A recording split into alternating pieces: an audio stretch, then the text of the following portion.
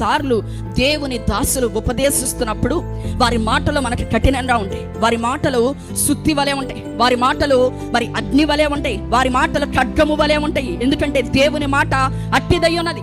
ఉపదేశము కఠినంగా ఉన్నారు కూడా వారు ఏమాత్రము ప్రేమ లేని వారు మాత్రం కాదు.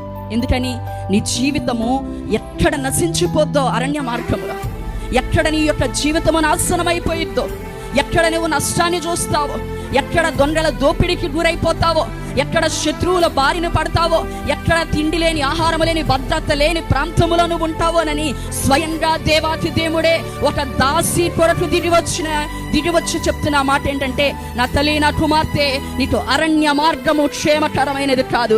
దేవుడు దర్శించే స్థలములో నీవు నిలబడగలిగితే గనక, దేవుని దర్శనము కలిగిన వ్యక్తితో నీవు ఉండగలిగితే గనక దేవుని దీవెనలు నీ మీదకి రాబోతున్నాయి. దేవుని కాపుదల నీ కుటుంబం మీద ఉండబోతుంది.